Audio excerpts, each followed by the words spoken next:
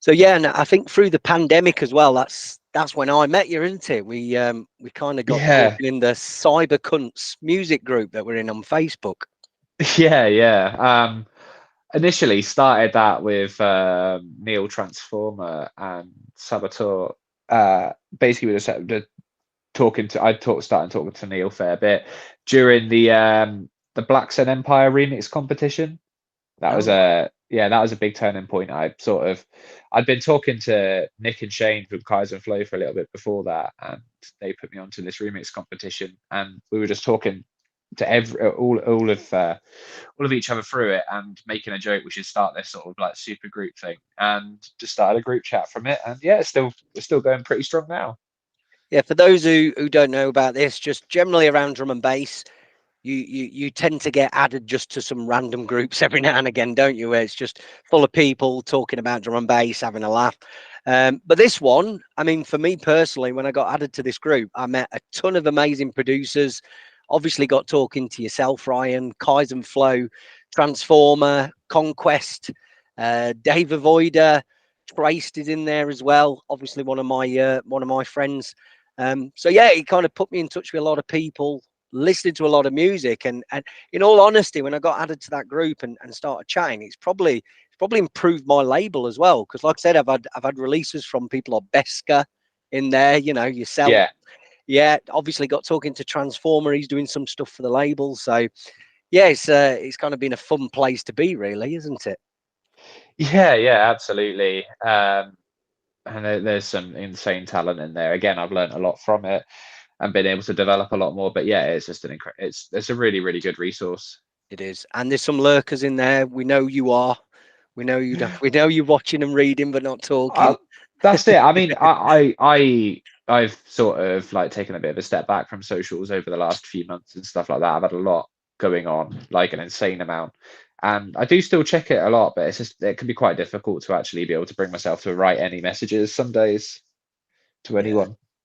Yeah, it's good to have a bit of time out for it as well, because it can be quite consuming, isn't it? I mean, I did want to Yeah, talk to you a bit about socials as well, because one of the things that you kind of drew me to as well, talking about in that Facebook group that we got, was promoting your music on TikTok. And I was quite against it before then, but what kind of drew you into doing that and getting, because you were quite excited about it for a little while, weren't you, in terms of getting yeah. getting I yourself on there? mean, I mean, if I kept going with it now, I'm sure it would still be doing really well. But yeah, it's basically my missus put me onto it because she's on TikTok quite a bit. She watches a load of content creators on there, and she was saying that these music streams they seem to be doing quite well. There seems to be a lot of interest in it.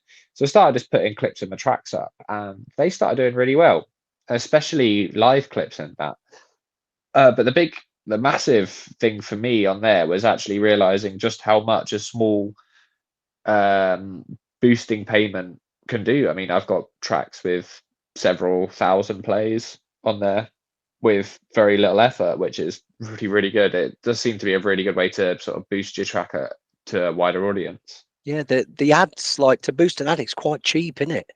To get some Yeah, good yeah. views. Like three Yeah, it was pounds about to get 1,000 views and things. It's not too much. exactly. And rather than Facebook, where it's just like, oh no, they'll just randomly shove it in the sponsored thing, you're actually far more likely to get your post seen and actually listened to.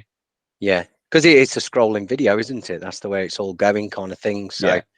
I think, I mean, since obviously you talked about it, I started posting on there, and a few things got out there, especially, as I say, when I do the boost. But one of the things I found as well with all the things with Reels and Instagram is they've built the algorithm so much to what it's intended now for, what they want for creators and stuff. It's restricting everybody, and in a way, for me, it's took the fun out of social media, because no, you're posting stuff for your friends and things like that. Nobody's seeing it, and if you want them to see it, you've got to go and watch all these YouTube tutorials and videos of what the algorithm wants, and Yeah, you've and literally got to pay. spend hours and learn how to actually do proper videos or social media just to get any of your mates to actually see it. So yeah, it seems to have took the fun out of it a little bit for me, I think. Yeah, I agree. It can be really quite disheartening, especially when you just you put when you're posting every single day, putting a lot of effort into it, and it just never seems to improve or anything like that. it often becomes like, well, I'm putting a lot of time in for no outlay. It doesn't seem to be worth the time of putting so much in. And I found when I was posting less often that each post was getting far more interaction, which was good.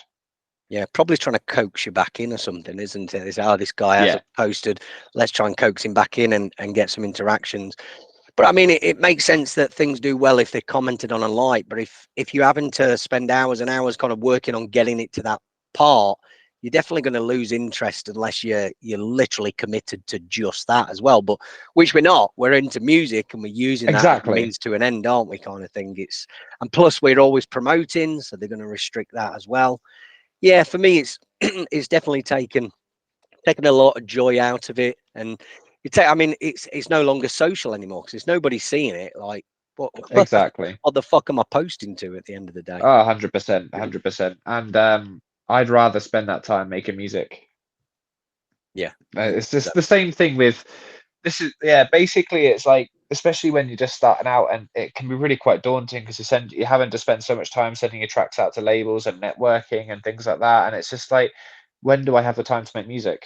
mm. Especially when you work full time and you got a family, Yeah. I it mean, the can be quite a social media challenge. for one release, it's at least 2-3 hours a day. Social media stuff. If you're posting on every platform as well, because you're creating Yeah. the content, and it's probably even longer if you start creating in it as well, rather than just random posts. Exactly, exactly. Like I sort of thought about doing tutorial videos and live streams and stuff like that, but it's just like again, I just don't really have the time to be able to do that and to make the music I want. It's such a tough balancing act. Yeah, and especially having family as well, like myself, you've got those commitments as well, haven't you? Yeah, yeah, very much so. Yeah, a little girl takes up a lot of my time and she loves music, but like I can't exactly make it with her around very well because she just wants to push all the buttons. Yeah. Don't blame her, I would too. But How do yeah. you juggle all of that yourself? I mean, one thing that I've tried to learn is how to juggle the music and your family life and things. Have you done it pretty well, do you think, or is there anything you wish you could have changed? No, I think I've got it down to the really good T. I mean, the sort of the crux of it is just basically making sure that we keep time for each other, sort of having a bit of a schedule, just respecting each other's time and everything like that. Like, I normally work on music 1 or 2 times a week, and then we have one night that we spend just us two, and then the rest of the time we just spend gaming together because the office also doubles as a studio, it also doubles as our gaming room. And it's just even when I'm making music, my wife's sitting behind me playing a game, so it's all good. Uh, What's up everyone, Lee UHF here, the host of Yo DNB Wraps. Thank you for watching our videos. If you like what you're hearing and seeing on the channel, please make sure you're subscribing to it. Please make sure you thumbs up the videos, and more importantly, let's get some comments going as well. It really helps the channel, and in order for us to provide this content to you, we do need the channel to grow. So we can't do this without your help. Hope you enjoy the video. Speak to you soon.